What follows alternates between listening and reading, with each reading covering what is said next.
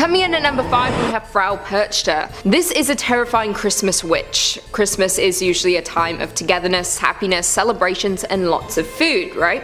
Well, in Austrian and Bavarian tradition, people have a little bit more to fear. Everyone has heard of Krampus, the half-goat, half-demon that punishes misbehaved children at Christmas, but few have heard of the ruthless Frapercha. This old hag is not to be underestimated. Perchta is often depicted as a crone with an iron-beaked nose, dressed in rags and sometimes carrying a cane. The other thing she carries is a bit more sinister, a massive knife hidden under her skirt, and she certainly loves to use it. You don't get the nickname Belly Slicer for no reason. Legends say that the witch punishes bad children and rewards the good. Sounds a bit like Santa Claus, however a lump of coal sure beats what her punishment entails. Frapercha apparently hates children who are dishonest and will scrape their tongues if they lie. Unfortunately, being an adult won't save you from the Christmas witch. Frapercha has a thing about domestic cleanliness and will punish women if their homes aren't clean enough. Ladies also feel her wrath if they leave their flax unspun, but the punishment doesn't seem to fit the crime. By the 12th night, or January 6th, if your home is messy, your flax left unspun, and you didn't leave out a bowl of porridge for her, Frapercha will slice open your belly with her long knife, remove your organs and fill your insides with rocks and straw. So if you want to avoid being disemboweled by Frapercha, maybe skip out on summoning her this Christmas.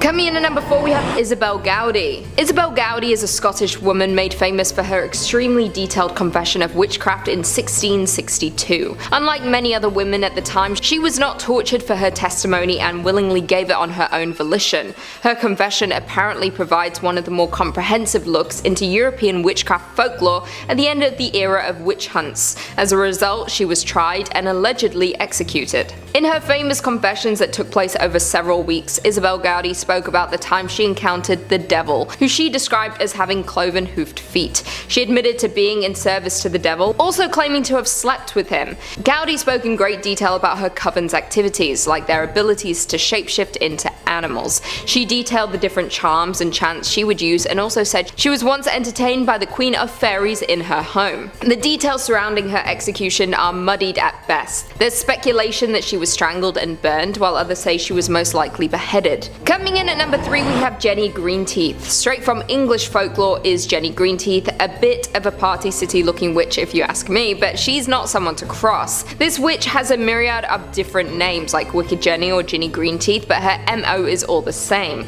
The water-dwelling hag is said to have an affinity for drowning the vulnerable. This legendary witch has a bit of a monstrous appearance with long arms, sharp teeth and wild hair. Her skin is a grotesque shade of green and resembles duckweed, a type of weed that is one of Britain's most common small water plants. Because of this, she's often associated with ponds and rivers with the weed growing on it, and it's said to be an indicator of her presence. From the 19th century onwards, children have been warned to steer clear from bodies of water, with the threat of Jenny Greenteeth drowning them. It was also said that if they stuck around a pond too long, her long arms would drag them into the water. Elderly folks will also suffer the same fate should they not listen to the warnings. Fun fact, Jenny Greenteeth actually inspired Meg Mucklebones in Ridley Scott's Legend. In at number 2 we have Moll Dyer. Moll Dyer has a bit of a tragic backstory, but her legend still runs strong in the community in which she lived. In 17th century Leonardtown, Maryland, Moll Dyer was an old woman who was accused of witchcraft and ultimately suffered a fate similar to those of the Salem witch trials. Although historical records have yet to prove her existence, there were several Dyers in the area at the time, so it's possible that Moll was simply a nickname. And despite this, there's a street, a stream and a large rock named after this alleged witch. Legend goes that Moll Dyer was an old hag who lived a semi-isolated life on the edge of town. The townspeople feared her, and the ambiguity of her origin sparked a flurry of rumours. Some believed that she had killed her husband and was on the run, and others believed she was driven out of her previous hometown. There was speculation that she was a healer, and after a series of misfortunes plagued the town, Moll Dyer was blamed and labelled as a witch. On a freezing winter night, the townspeople gathered outside of her home with torches and pitchforks in tow, setting fire to the ramshackle home.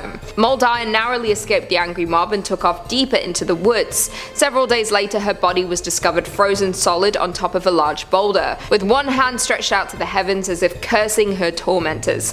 In the years after her passing, they say that the lands became uncharacteristically barren, livestock died, and the men responsible for leading the mob suffered bouts of terrible luck. Today, Moldiah is said to haunt the lands in which she died and can be found on the coldest of winter nights. The imprint of her body is apparently still embedded on the rock that she died on and is even on display in the town. Many believe that Moldiah partially served as an inspiration for the entity from the Blair Witch Project. We all know how that ends, so I would not recommend summoning Moldiah. And finally, in at number 1 we have the Bell Witch. In the top spot is none other than the infamous Bell Witch. The legend of the Bell Witch haunting is a staple in southern United States folklore, and a terrifying story at that, so terrifying that it even captured the attention of a US president. In the early 1800s, John Bell and his family settled in Tennessee on 320 acres of farmland along the Red River. For their first 10 years their life was good until one day things changed. Strange paranormal occurrences began to plague the family. They would hear pounding on the walls, chains rattling, and John Bell even saw a peculiar and unnatural looking creature. It had the head of a rabbit and the body of a dog. The haunting progressed and soon the entity was snatching blankets off of the children as they slept and even began to develop a voice. The family would hear faint whisperings and what sounded like an old woman singing hymns. The activity only got worse and the entity began attacking the Bell's youngest daughter, Betsy Bell, leaving welts and handprints all over her face and body. Its voice strengthened over time and they would hear it quoting scripture, carrying on intelligent conversations and still singing hymns. Word of the supernatural phenomena spread like wildfire and even garnered the attention of Andrew Jackson before he became the 7th president of the United States. When Jackson and his men went to investigate the claims, one man from his entourage was allegedly attacked by the Bell Witch and said he felt pins being stabbed into him and was being beaten severely. Some allege that Jackson later said that he would rather fight the British at New Orleans than fight the Bell Witch. Maybe for good reason too, because John Bell became the main subject of her wrath. The Bell Witch apparently tormented him and caused a steep decline in his health. John Bell eventually died and the witch took responsibility, claiming she had poisoned him. The Bell Witch is said to still haunt the property today and is regarded as one of the most famous pieces of southern lore. Coming in number 5, we've got Mother Suspiriorum. Thankfully, this witch mostly minds her own business. It's always good to have a demon summoning witch stay in her lane. It shows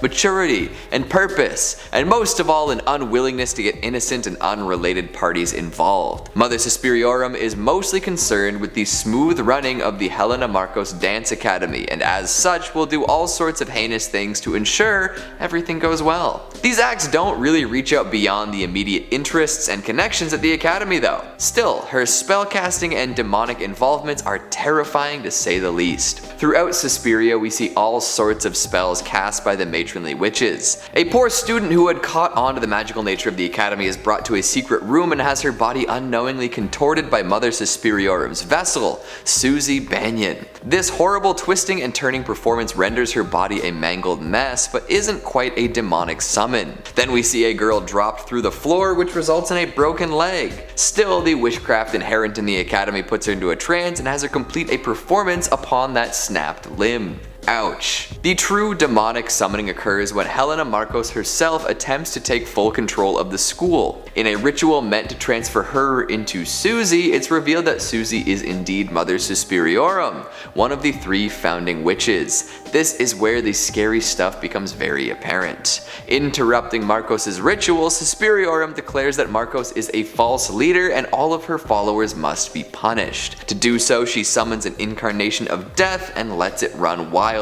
And run wild it does. This blood-soaked abomination tears through the followers of the false prophet, rending their flesh and melting them down to nothing. Those who were not on Marcos's side can do nothing but look on in terror as their contemporaries are torn apart by an otherworldly presence, but hey, at least they get to survive. With this death-filled ritual complete, Suspiriorum is free to roam about in Susie's body, watching over those who were involved with the academy. However, it seems she's not too eager to summon another demon right away. Another ritual someday, perhaps. Coming in number 4, we've got Haggus from Pumpkinhead. Now here's a movie with a totally different vibe for you. No dancing, no intrigue, but definitely a bloody demon looking to kill some youths. She may not have an academy to inherit, but Haggus is definitely good at casting spells and summoning demons. This witch looks more like a witch than pretty much anybody on this list too. Gnarled features, wispy hair, living a hermit's life far away from anyone and everyone.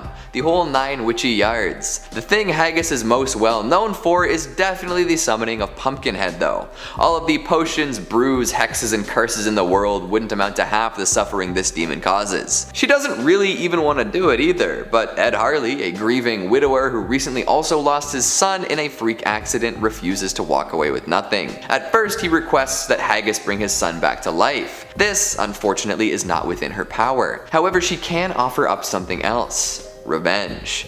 Ed jumps at the opportunity, not exactly knowing what he's in for. In doing so, he dooms all sorts of people, including himself. Knowing what's in store, Haggus warns Ed of the terrible price he'll pay, but goes through with the ritual regardless. Unearthing a corpse from the mountain graveyard, Ed offers up both his and his son's blood to Haggus to summon Pumpkinhead. This demonic creature rises from the earth and begins a terrifying killing spree. It makes its way to the teens responsible for the death of Ed's son and methodically ends their lives. Ed starts to see these gruesome murders through the eyes of the demon and realizes the mistake he's made. Too late though. Pumpkinhead cannot be stopped until its revenge mission is complete. Haggus warns Ed that if he tries to stop Pumpkinhead, he'll die too. This results in Ed discovering that he and the demon are inextricably linked. Any damage done to Ed happens to the demon too. With this information, Ed decides to lay his own life on the line to end the madness, and successfully kills both himself and the demon. Haggus then collects their bodies and returns them to the mountain. Someday though, she'll bring the demon back. Someday. Coming in number 3, we've got the Borrower Witch from Supernatural. There are plenty of demons and witches to choose from in this famous series, but the Borrower Witch seems to fit this list the best. This witch in particular, interestingly enough, has no real name. She's known almost exclusively by her title. To gain her supernatural powers, this woman made a deal with the demon. For her soul, she received a demonic signet ring which provided her with great power. She was able to cast many spells, and her life was extended far beyond the limits of an average individual. However, as her life started to wane, she decided it was time to pass on her gift. This wasn't a pleasant mentorship opportunity though. She decided that she was going to go on a killing spree to attract another promising young witch. Oh, and so she did.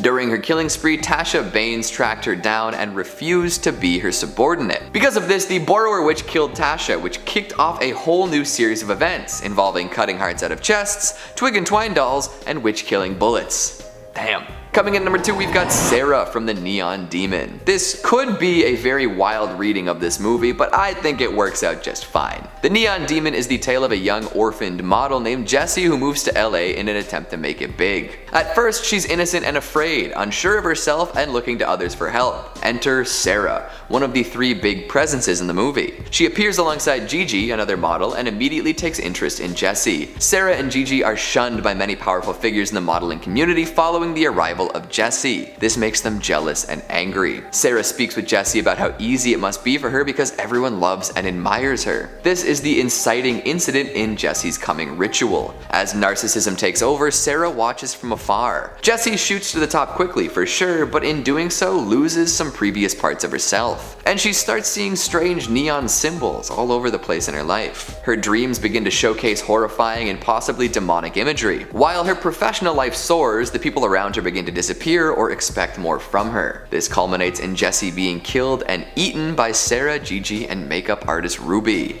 Okay. I see this as Sarah being a witch of sorts, looking for the flesh and blood of a younger, more desirable person to use as a potion of youth. She summons the titular demon to slowly eat away at Jessie's life until nothing but that beauty is left, and then consumes her in that concentrated state. Gigi can't handle the meal, but Sarah is ready to roll with this fountain of youth. She found her ticket and used some magical, demonic means to claim it. Or maybe I'm reading too far into it. Who knows? And finally at number 1, we've got Thomasin from The Witch. You might be thinking, isn't Thomasin the least scary witch in this movie? We see a seductive figure morph into a gnarled old crone who makes a young man vomit an entire apple and then eventually kills him. A baby is stolen and processed into flying ointment. How is the puritanical Thomasin, who decides to only join the coven at the very end of the movie, the scariest witch?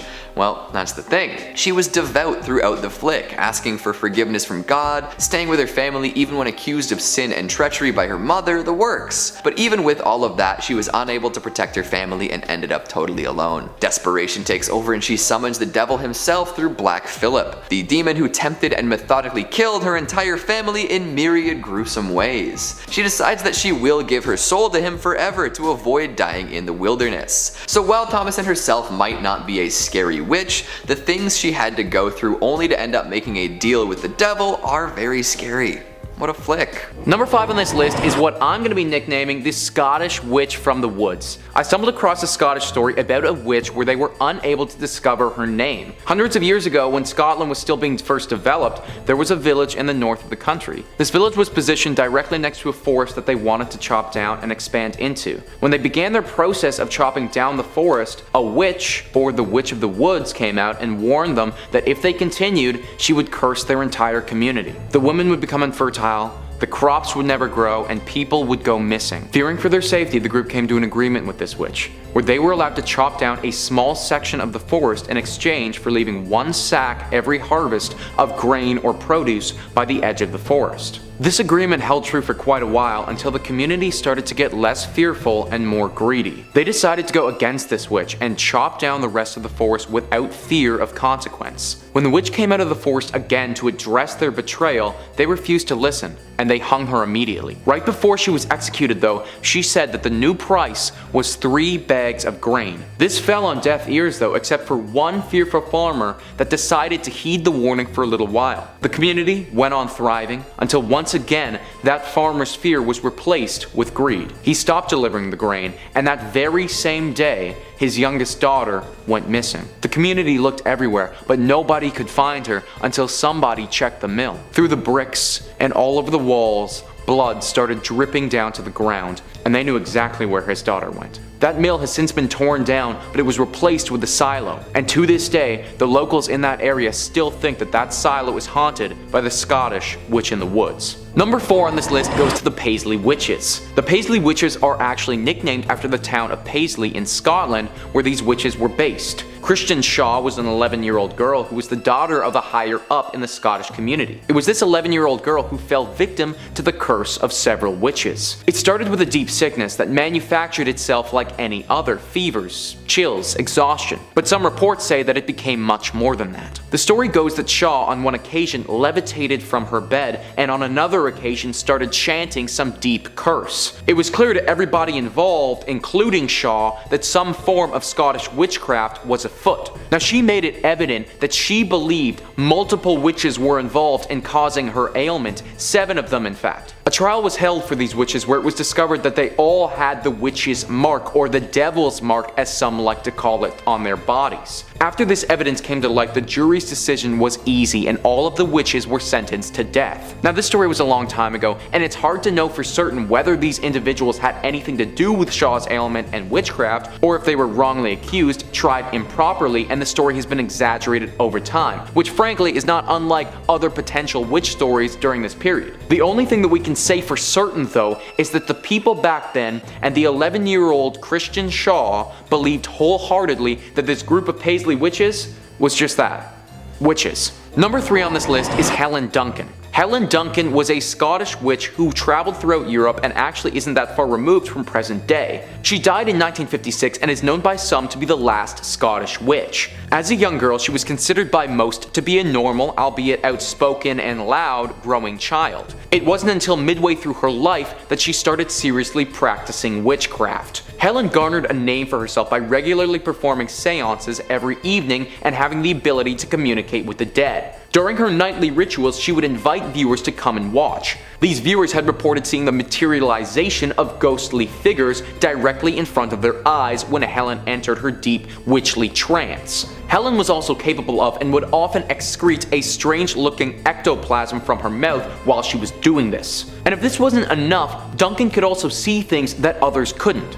At one point, the ghost of a sailor appeared and talked about a very secretive incident that had happened in World War II that the public, or Helen Duncan, couldn't have possibly known about. After hearing this information, the authorities realized that they couldn't have Duncan revealing any important state secrets about the war and arrested her for witchcraft immediately. It was revealed during her trial that some of her witchy ways were not what people were led to believe though. Like her ectoplasm was simply the regurgitation of a cheesecloth made to look like some type of ghostly substance. Even though some of her abilities were proven to be fraudulent, it still doesn't explain how she was able to accurately predict or say the things that she couldn't have possibly known.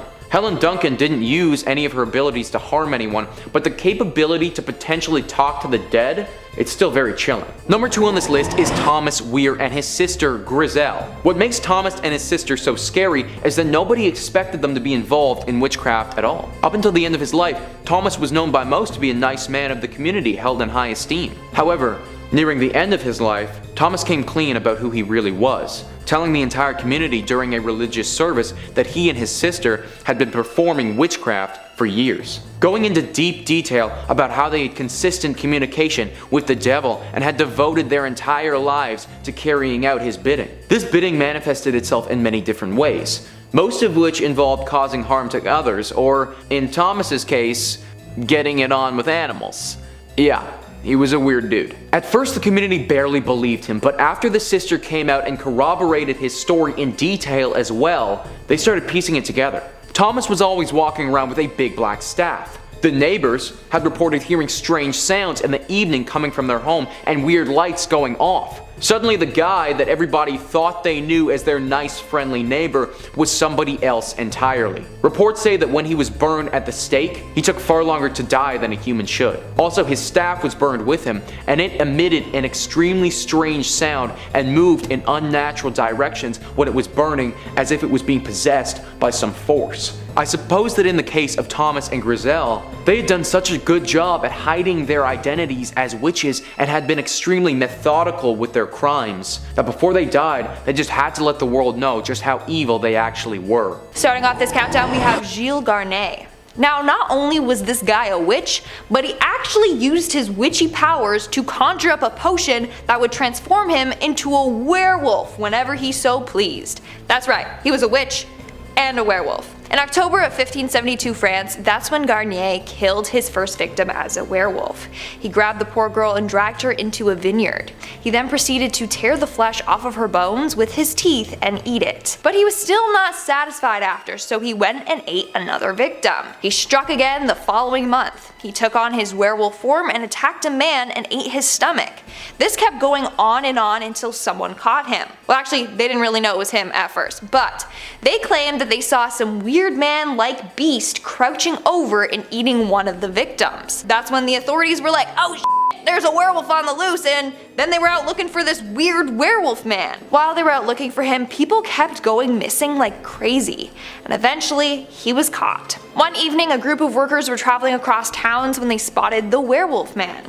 As they got closer, they saw it was Garnier and obviously reported his ass to the authorities. At trial, he confessed to having stalked and murdered at least 4 individuals, but the number was indeed higher. In the end, he was found guilty of witchcraft and lycanthropy, and he was burned at the stake. Moving on to number 4, we have Lassis Bergita. Lassis Bergita was an alleged Swedish witch back in the 1500s. In fact, she was the first woman executed for witchcraft in Sweden. Story goes that one night her and 2 men met up at a churchyard cemetery with plans to resurrect people from the dead using their witchy powers.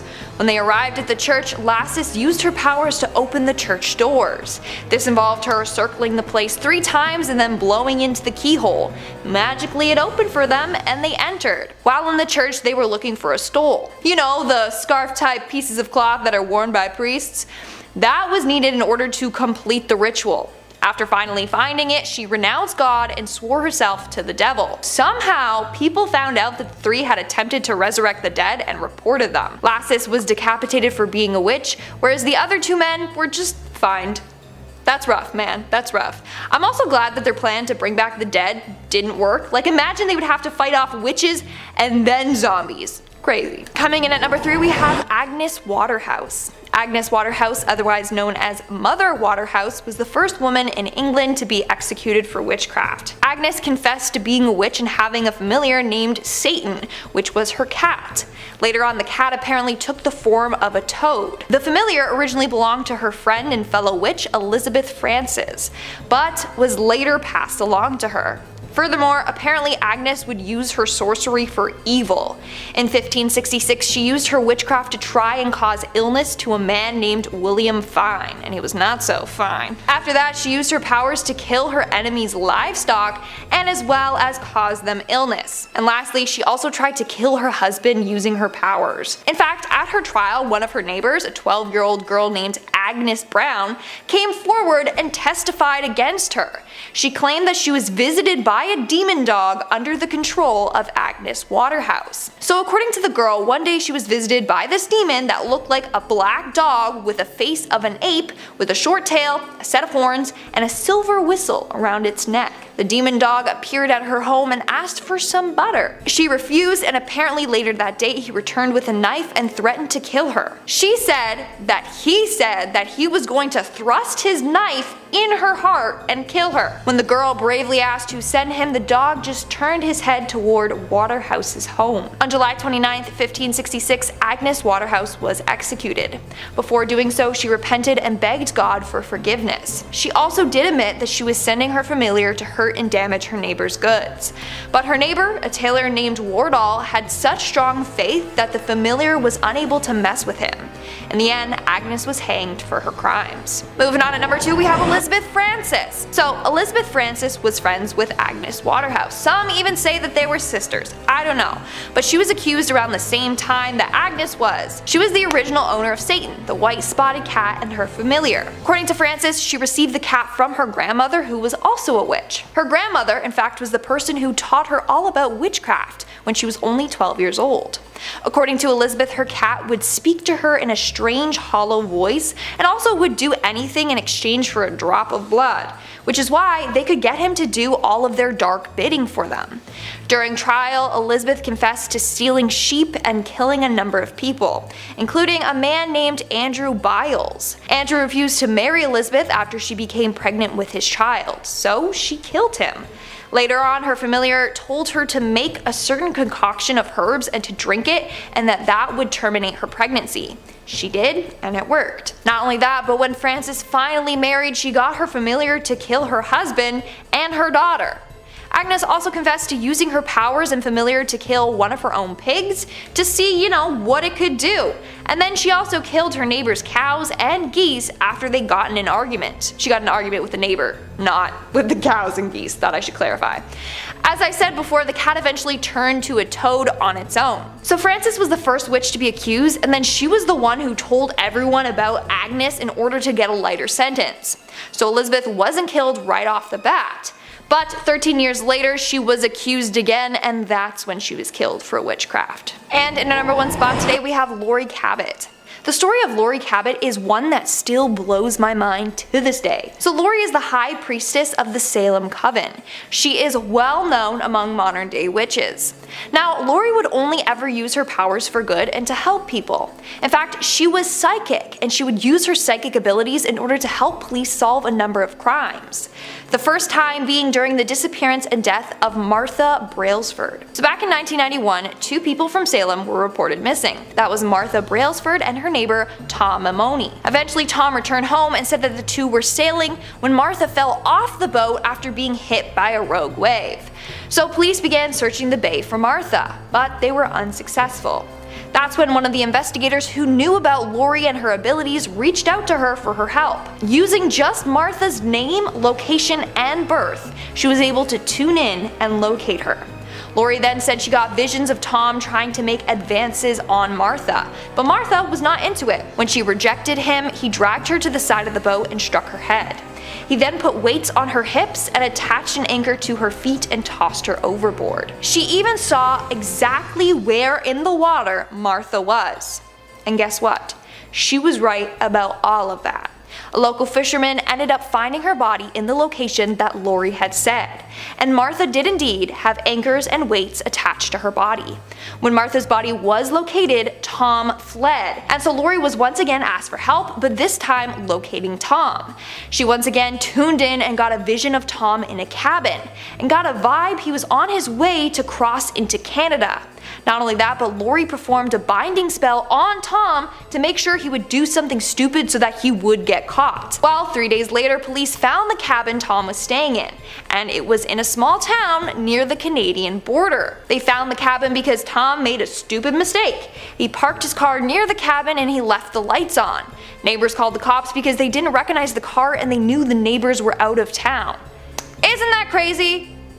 Round of applause for Laurie. Starting off this countdown, we have the West Branch Witch. This witch is pretty famous in Ohio. So legend goes that there's this witch that many people have encountered in West Branch State Park. This witch tends to dress head to toe in all black. The first appearance was reported in 1960 by a man named B.A. Evans. He recently purchased a piece of land and later discovered a small cemetery on it. The cemetery contained 7 gravestones surrounded by a 40-inch wall. The gravestones are apparently from a family named the Elliots. Now, the headstone that gets the most attention is that of Clemenza. Clemenza was apparently killed by a group of townspeople after being accused of being a witch. As a result, she was pressed to death. A wooden board was placed on her, and then on top was piled with stones until, her body was crushed by the weight. To this day, her grave is marked by a pile of stones that rests on top of it. Now it's said that she haunts the graveyard and the surrounding area.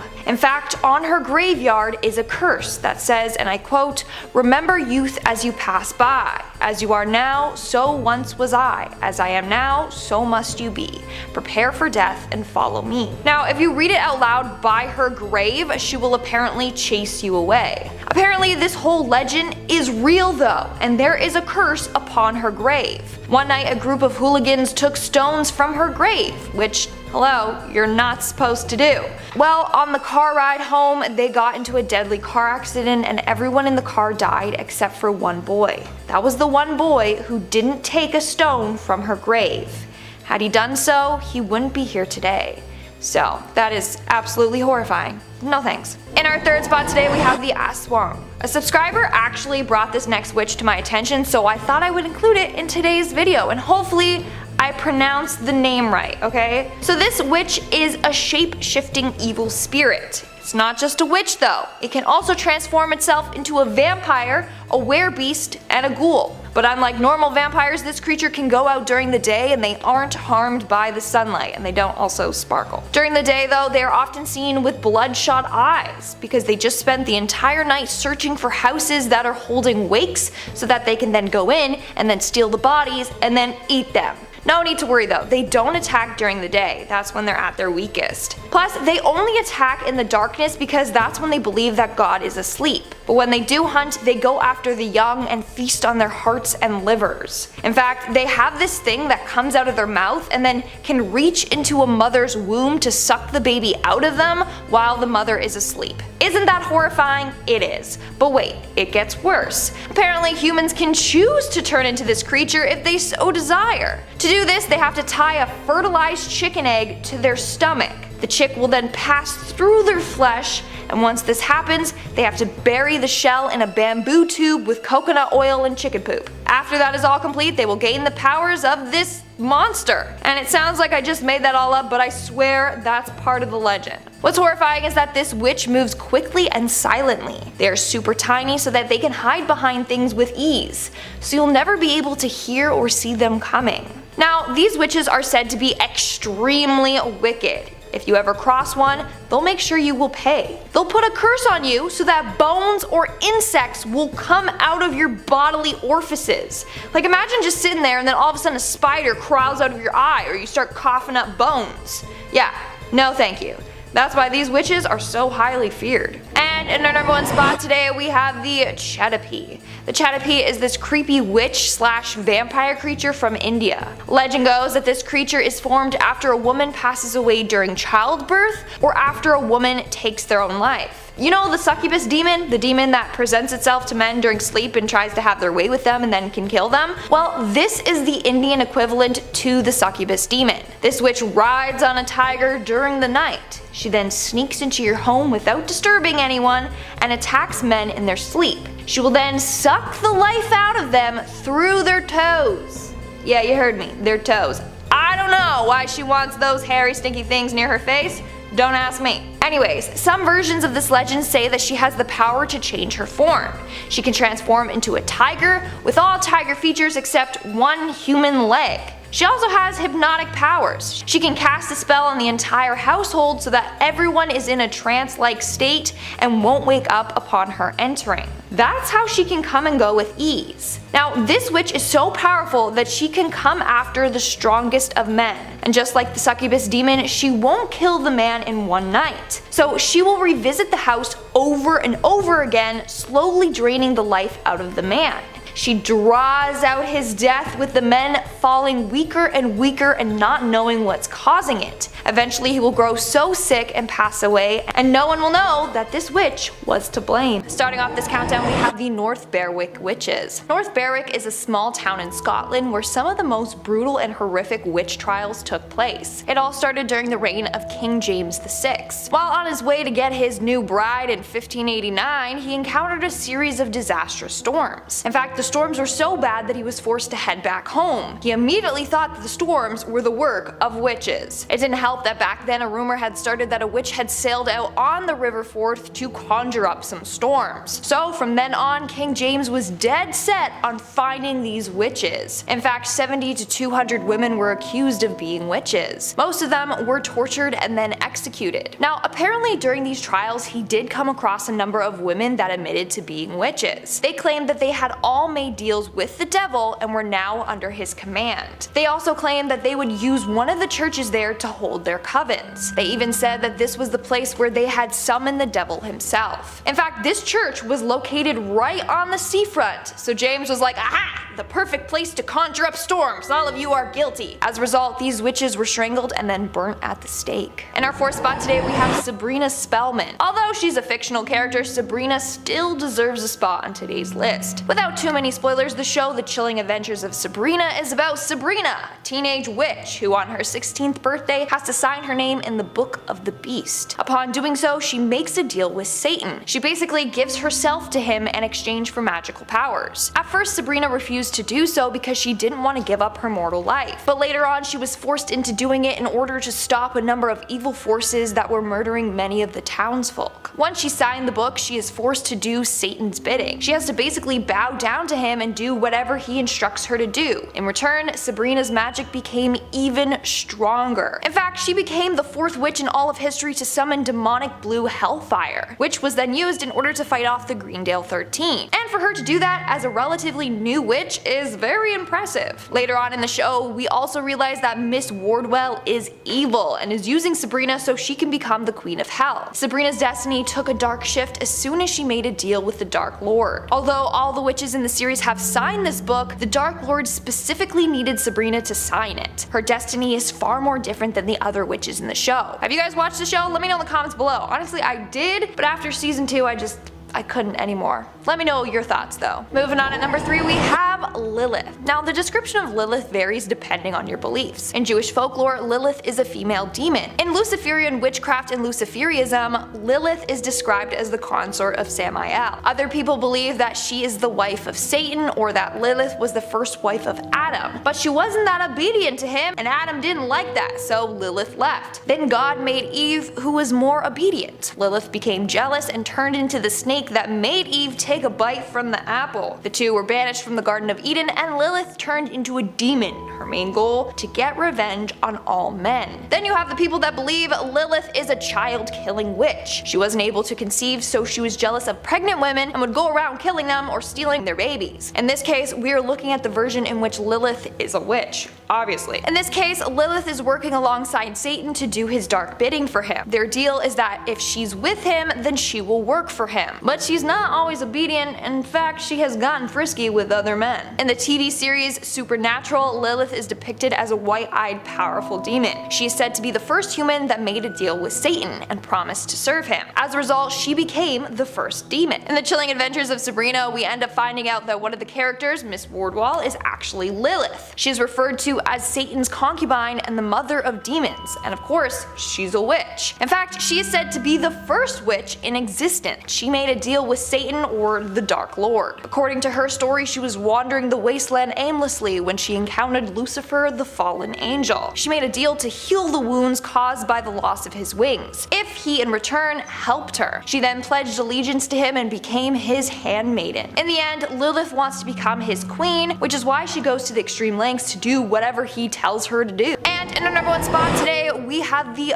Bonis Witches. In 1679 in Bonis, Scotland, a number of women were accused of being witches. These women were Annabelle Thompson, Margaret Pringle, Margaret Hamilton, Bessie Yicker, and another woman named Margaret Hamilton. Now during this time, the hype and fear of witches was dying down. So people were shocked that out of nowhere 5 women were being accused. But rumor has it these women had renounced their baptisms and had been in contact with the devil on a number of occasions. They apparently had eaten, drank, danced, and had intercourse with the devil. Annabelle Thompson even admitted that she had made a deal with the devil for a better life. She had been widowed twice, and so she turned to the devil for help, and in return she would be loyal to him. She then invited the other women to come over and do all these things with the devil with her. The women then apparently formed a demonic pact with each other and Satan. One of the Margaret Hamiltons also admitted that she had met the devil. She claimed that the devil came to her in the form of a black dog, and she said that she was his servant for 3 decades already. And another was accused of using her witch magic to help get wealth. As a result, all the witches were found guilty and were strangled at the stake before being burned to ashes. Coming in at number 5, we have Baba Yaga. In Slavic folklore, Baba Yaga is a witch who appears as a deformed or ferocious looking old woman. In Slavic culture, Baba Yaga lived in a hut usually described as standing on chicken legs. Baba Yaga may help or hinder those that encounter or seek her out. If she decided that she does not like you or wants to help your cause, you would meet a violent end. Baba is an ogress who steals, cooks, and eats her victims, usually children. She once lived in a hut surrounded by human skulls and a spike as to warn off those who might try to approach her. She was banished from the living realm due to her horrible acts. It is said that now and then she is summoned, and when this happens she wreaks havoc on children, taking more victims.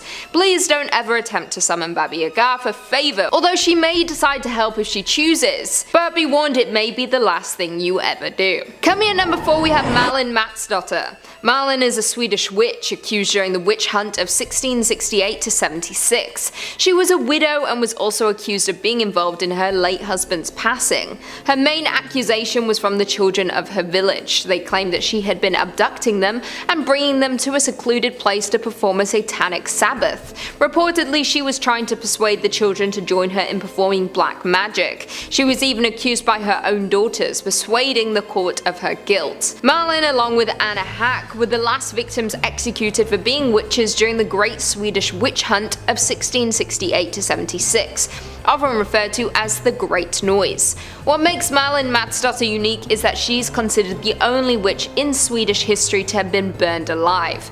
Normally witches were decapitated or hanged before their bodies were burned at the stake, but it appears Malin's refusal to admit to her guilt made the authorities less gracious in their sentencing. Malin firmly maintained her innocence and went out in history. In the end, she refused to shake hands with her daughters. It is said that before her death she gave her daughters to the devil and cursed them for eternity for their part in her sentencing. While burning, Malin did not scream, she did not cry or react to her pain. Some felt this further confirmed her witchcraft. Shortly after her death, one of her daughters was convicted of perjury and she too was forced to walk through death's door. It is now said that if you try to summon Malin, you too will be cursed for eternity like the daughter. She's angry and looking for revenge. You might stand a chance if you are not a woman, as she directs her curses at any woman who crosses her path, as if they are her daughters. But just to be safe, maybe don't try to contact her next time you're near a Ouija board. Coming in at number 3, we have Pesta. Pesta is the witch of pestilence and disease. When she roamed the land of the living, she was known for bringing great disease that killed thousands. It is said she was born during a great plague. From the destruction, she was created to ensure this suffering continued around the world. She is a hideous old woman dressed in black, carrying a rake or a broom. She traveled from farm to farm spreading disease. If she carried a rake, some at the farm would die. But if she carried a broom, all at the farm would die.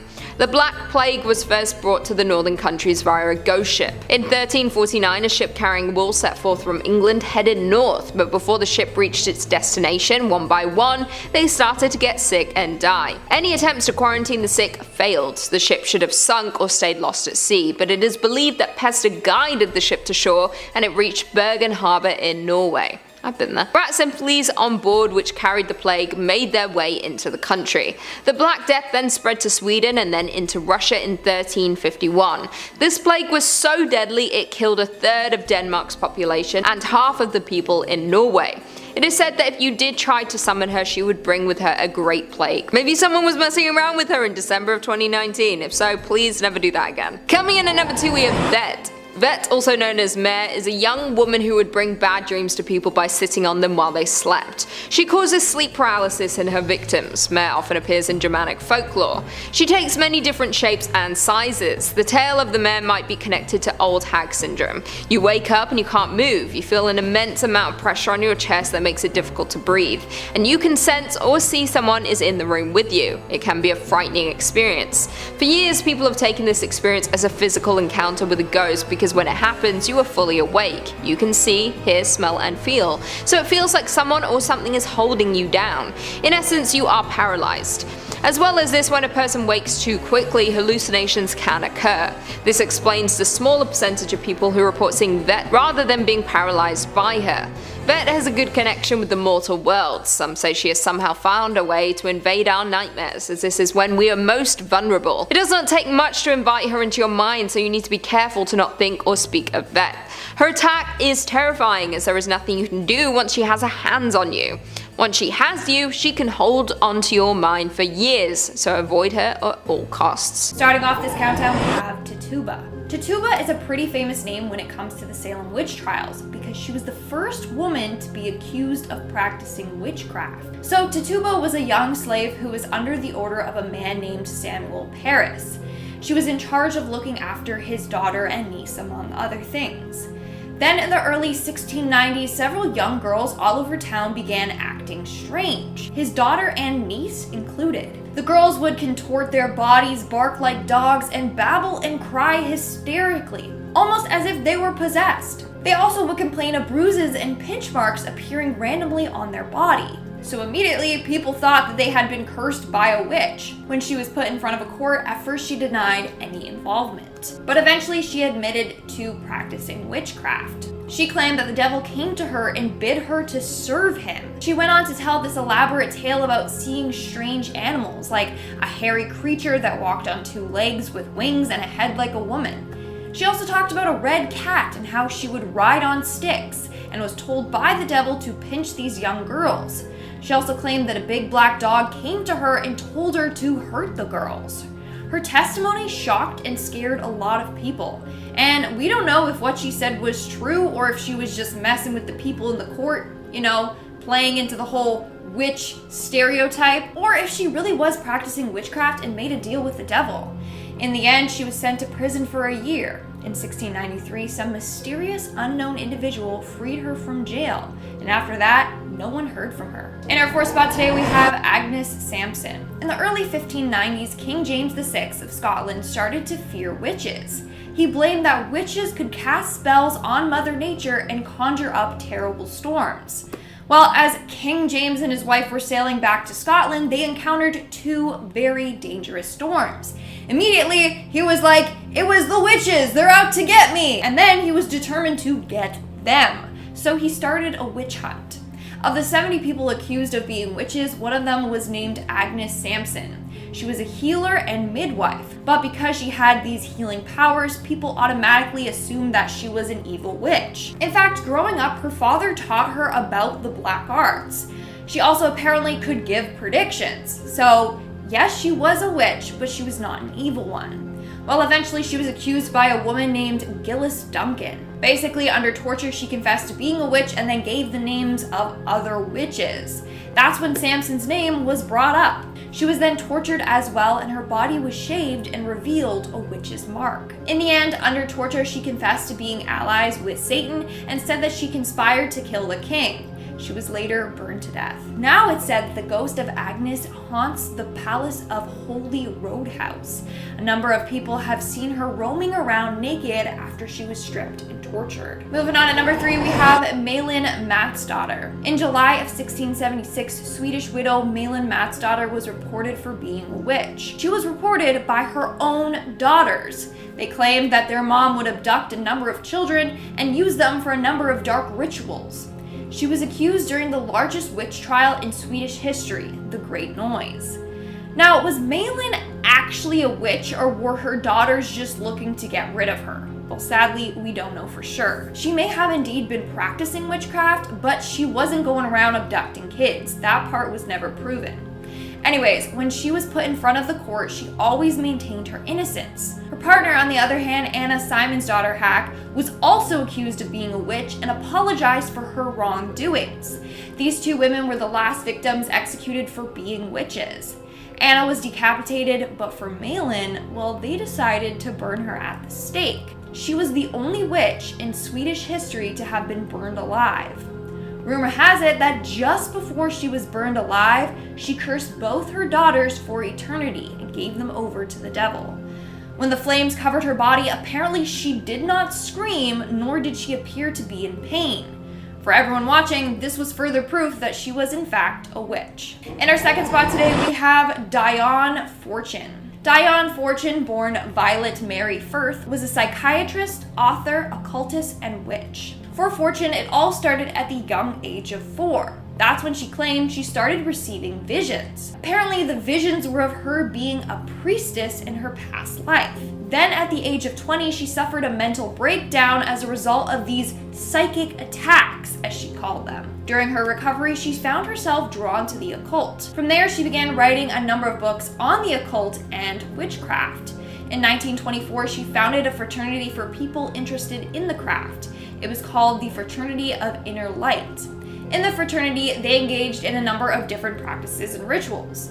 One was the initiation ritual, where the candidate was introduced to magic and witchcraft. The second was evocation, in which people would learn to harness the powers of witchcraft. Furthermore, Fortune was known for her involvement in the magical Battle of Britain. Basically, a number of British occultists joined together to help during World War II by using their magic. Shortly after the war ended, Fortune passed away. It's believed that her great effort in this battle caused her health to weaken and weaken. Nowadays, her influence is still strong for practitioners in the Wicca/witchcraft movement. And in our number 1 spot today, we have Marie Laveau. Although Marie Laveau described herself as a voodoo priestess, a number of people just refer to her as a witch. So Marie lived in New Orleans from 1794 to 1881, but not a lot is known about her life. What we do know is that she turned heads on the streets. Some were terrified of her, others basically bowed down to her. So it's said that the magic she practiced combined Catholic and African spiritual traditions. In fact, she was frequently called upon to help others. She would visit the sick in prisons, and at one point, the city called upon her for help with the yellow fever epidemic of the 1850s. On top of it all, she owned a large snake that she named Zombie, named after an African god. In fact, many believed that this snake harnessed magical powers itself. Her most well-known case was when she was called to work on a murder trial of a young man. The man's father came to Marie and promised her anything if she just saved his son. The odds were not in his favor. Everyone for sure thought that the verdict was going to be guilty, but Marie secretly placed several charms throughout the courtroom. And guess what? In the end, the man was found not guilty. That's pretty freaky. After Marie's death, her gravesite was frequently vandalized, but not for what you think. That's because legend goes if you draw an X on her gravestone, Marie's spirit will grant you whatever you want. So you had to draw an X on her tomb, then turn around 3 times, knock on her tomb, and then you have to yell out your wish. If in the end the wish comes true, you have to come back, circle the X, and then leave Marie an offering. Here's another legend surrounding Miss Laveau. There's apparently a haunted image of her hanging in New Orleans' historic voodoo museum. Some people say that they can feel Marie's cold eyes watching them as they're looking at this painting. Others say that once you see this image, then Marie will haunt you and even show up in your dreams. In fact, tour guides say that whoever wishes to see this painting must go by themselves, because the tour guides refuse to see this painting themselves. Pretty freaky if you ask me. Starting off this countdown, we have the Wabanaki Ghost Witch. This is a terrifying witch that scared Native American tribes for centuries. According to their legend, this witch was one who practiced evil magic when they were alive, and when they died, they came back to life as an undead monster. Its name is Skadigamooch, and it craves human flesh and blood. The worst part, if it's coming for you, there's no stopping it. It will kill and devour any and everything that gets in its way. Now, during the day, this witch appears as an inactive human corpse, but as soon as night falls, the corpse comes to life and goes off searching for prey.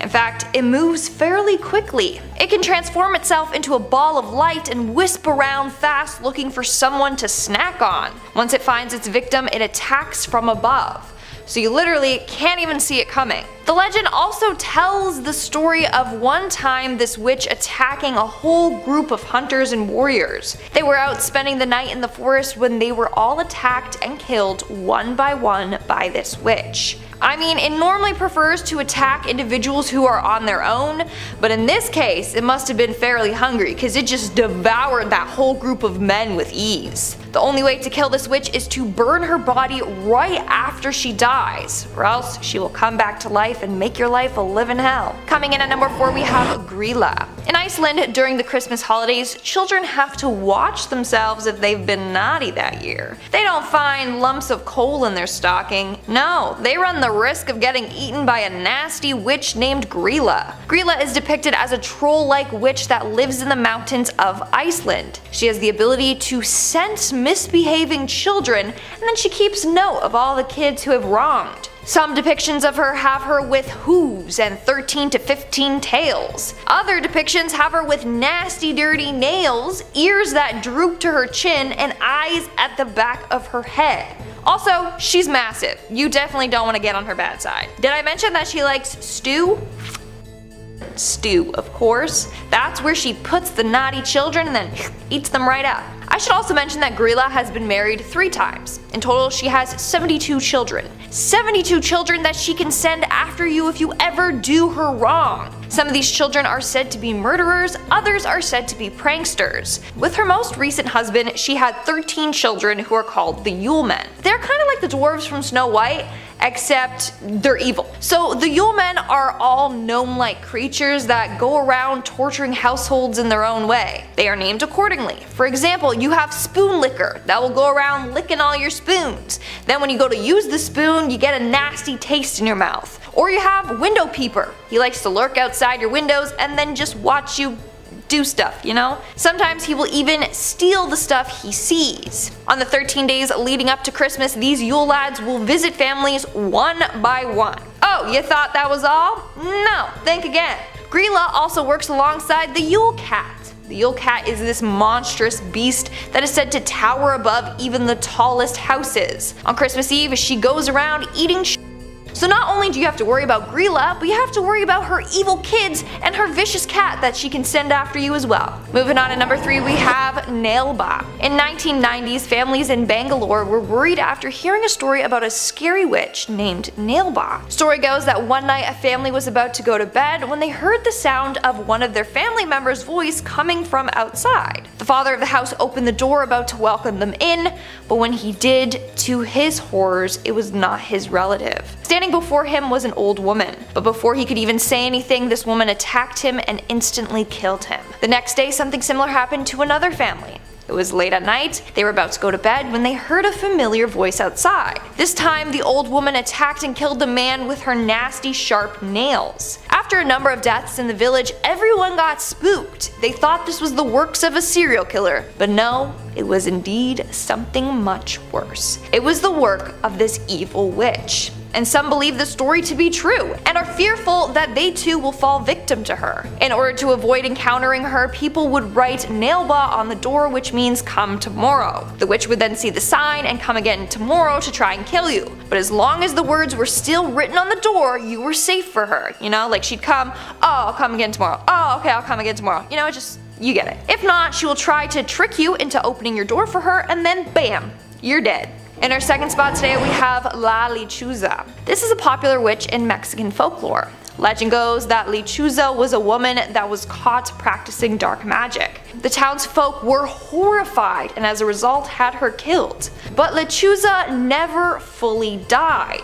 She came back, taking form as a creepy bird lady, and promised she would seek revenge on the town. Now, she is a shapeshifter. She has the ability to look like a normal woman during the day, and then as a huge bird with a human's face during the night. I mean, her name literally means owl in English. So she's just this terrifying owl lady that likes to kill innocent people. In some stories, she is described as being 7 foot tall with a wingspan of 15 feet. She flies through the night hunting her prey. She often will perch on a tree branch and just watch from above. If you hear a bird screech at night, this is a bad omen.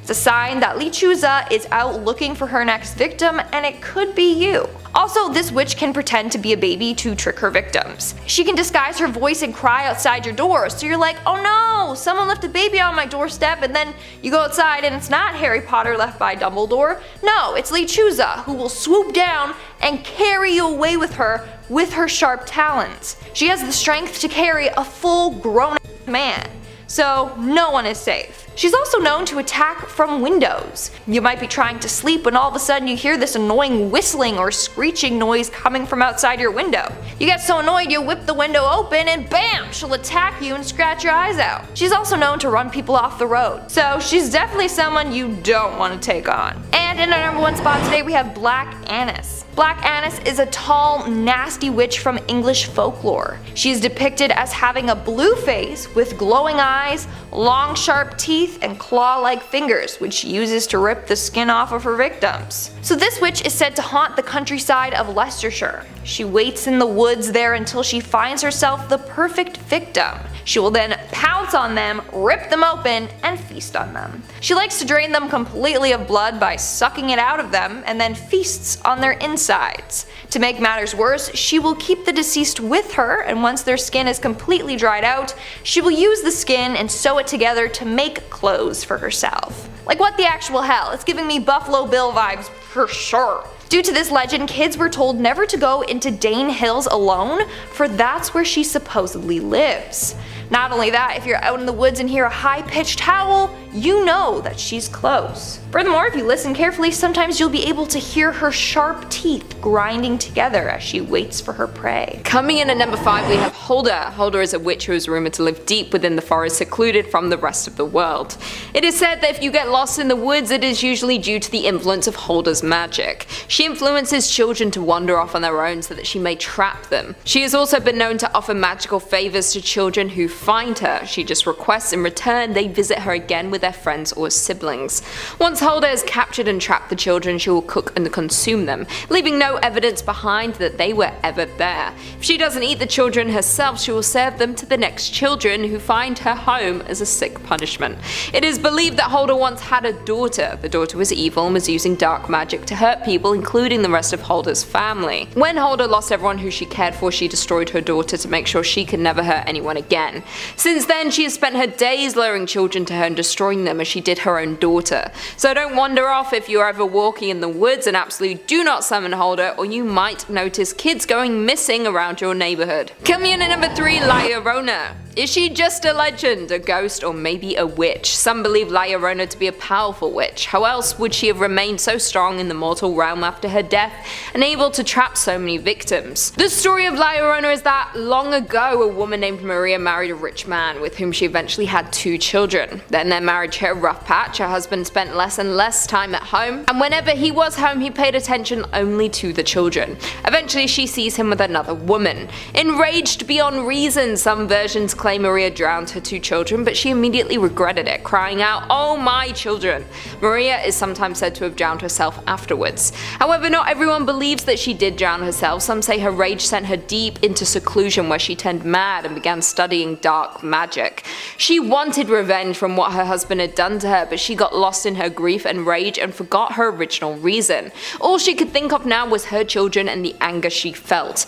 Now she roams the earth looking to steal children from their mothers. others. Children are warned not to go out in the dark, for La Llorona might snatch them, throwing them to their deaths in the flowing waters. There is one warning: if La Llorona is stalking you as one of her next victims, you will hear her crying. Once you hear this, there is little that can be done to stop her. If you were to summon her, she would not benefit you in any way. There is no bargain you could strike with her. She only knows pain and destruction. Coming in at number 2, we have Sally the Dunstable Witch. The story of Sally came from the late 19th century about an elderly woman who lived in Dunstable, Bedfordshire. She was allegedly a little old lady living alone with her cat. When perhaps out of boredom or being fed up with her life, she turned to the dark arts. Allegedly, the town found out about her practicing dark magic. They stormed her house and pulled her into the town square. They proceeded to burn her at the stake. But Sally had planned for this. Somehow, she found a way to survive the burning and took a new form. As she burned, she cursed the village and promised to get revenge. On her return, she was plaguing the church, performing her magic to make the village believe the devil was among them. Scared, they called in an exorcist. He discovered Sally and her magic. It is said that he backed her into a corner and was able to trap her. Once trapped, they buried her in the graveyard. It is said that they gave her grave a peephole, as they always wanted to tell that she was still in there. The townspeople were terrified she would once again return to terrorize them. She is still used as a tale to this day to get the children to behave, saying if they didn't, she might return. Maybe if you found her grave, you could peer in to see if she is still trapped, or maybe she's already escaped. And finally, in at number 1, we have Guahona. The Guahona is a creature in Cantabrian legend resembling a disfigured human female. She is thought to resemble one of the many forms of witches and hags of medieval Europe. She is covered from head to toe in an old thin black cloak. Her hands and feet are gnarled legs. Her face is yellow and consumed by rough and hairy warts. Her eyes are tiny and bright as stars. Her aquiline nose and mouth contain a single black razor-sharp teeth, which extends long enough to be under her chin and used to suck blood. The creature only appears at night. It is unknown where she is meant to sleep during the day, although it is suspected to be hiding underground. Guahona invades homes without getting noticed and walks silently towards healthy young children to suck their blood in their sleep by sticking her tooth into their veins. She does not kill them, instead leaving them almost bloodless, so when they wake up in the morning they will be tired, pale and discolored, so looking like me. Guahona also attacks adults. Why do all witches seem to hate children? It seems if you summon any of these witches, you'll be putting children in danger. Being drained of all your blood does not sound like a nice way to die. Nope. Starting off this countdown, we have Julia Brown. Julia Brown was a well-known voodoo practitioner and witch in her small town in Louisiana. People knew her for her charms and her curses, as well as the creepy songs that she would sing on her porch with her guitar. In her community, people would come to her and she would perform a number of different rituals for them. That was until people started to take advantage of her, so she started to get back at them. When they came to her, she would scare them by telling them predictions like they're gonna die soon or bad things were coming for them. Then the locals were like, "Hey, what's going on with her?" Close to her death, Julia started to act strange. She would constantly sing songs about her death and how she would get revenge on the town. One song that she would sing goes as so: "When I die, I take the whole town with me. When I die, I take the whole town." Not a very cheery and upbeat song if you ask me. In fact, no one knew what she was talking about until the day that she passed away. On September 29, 1952, Julia passed away. On that day, the town came together for her funeral. Well, as they were lowering her casket into the ground, rain came down hard. This rain later turned into a disastrous hurricane that wiped out the entire town. So it's believed that before she left, she put a curse on the town, which is what she meant by "when I die, I'm taking the whole town with me." Over the years, a number of people have attempted to rebuild the town, but every time they do, it ends up getting destroyed again. Maybe her curse is real then. In our 4th spot today, we have Gerald Gardner. Gerald Gardner is often called the father of modern witchcraft, and that's due to the fact that he founded Wicca. Although technically he learned it from a group of people and then went on to just write about it, so they gave him credit for it. But anyways, basically back in 1939 he said that one night he encountered a group of women who claimed to be witches. They stripped him of his clothes and put him in the middle of a ceremonial circle. The circle was lined with naked women, and they showed him their ways. From there, he learned briefly about Wicca and thought, hey, this is great, let's preserve this and make sure that everyone knows about it. In 1954, he actually created a book titled Witchcraft Today that teaches others how to embrace Wicca fully. He then went on and became obsessed with the occult. In fact, it's believed that a number of Wiccans and pagans were saved partly because of him. They could come out and be like, yeah, I'm a witch, without fear of being hanged or burned alive. To this day, he's one of the most relevant witches in history, but also one of the more controversial ones. And in our number 1 spot today, we have La Voisin. Catherine Montboisin, or La Voisin, was a witch that lived in France in the mid-1600s. Her witchcraft mainly comprised of mixing and creating potions, poisons, and medicines. She also would tell people their fortunes and would hold black masses where people could come and make contact with the devil through her. It started off with her just providing palm readings and advice for people, but then she realized that her clients were mainly women who were coming to her with spousal problems. A number of them wanted their husband dead, so she started creating the potions to help them kill their husbands and gain fortune. Then things started to get darker and darker. She began practicing dark magic and witchcraft. This involved her leading a number of satanic rituals in the catacombs under her home. One time she even spilt the blood of an innocent victim as a sacrifice for the devil. Eventually, Catherine was arrested for practicing witchcraft and for being involved in a number of murders. She was publicly burned at the stake in 1680.